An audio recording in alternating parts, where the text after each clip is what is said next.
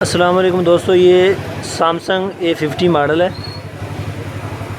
ठीक है, तो ये कस्टमर बोल रहा है कि ये 85% बैटरी थी, ये बंद हो गया। उसके बाद मैंने बहुत कोशिश की है, ऑन नहीं हो रहा। काफ़ी कोशिश की है, चार्ज लगा के देखा है इसको हर तरह से, लेकिन ऑन नहीं हो रहा, ना ही चार्जिंग कर रहा है। तो ये मैं ट्राई के तौर पे मैं तो करने लगा हूँ कि शायद इस तरह ऑन हो जाए। अगर ऑन हो जाता है तो आप भी देख लें, हर कस्टमर देख ले जिस किसी का ये मसला आता है। ये दोनों बटन जो है ना, volume up down and power button, तीनों को इकट्ठे प्रेस किए रखना है।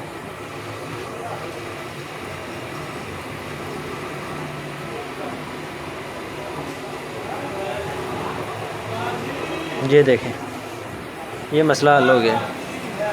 ये ना ऑन हो रहा था, ना चार्जिंग कर रहा था, ना कोई मसला इसमें, कुछ भी नहीं कर रहा था। ये 85% बैटरी वो कस्टमर बोल रहा है बंद हो गया था। तो जिस भाई का इस तरह भी मसला आ रहा है तो इस तरह वो हल कर सकता है। यार ये कमाल हो गया है, वीडियो को लाइक तो बनता है। A50 ये न्यू मॉडल है।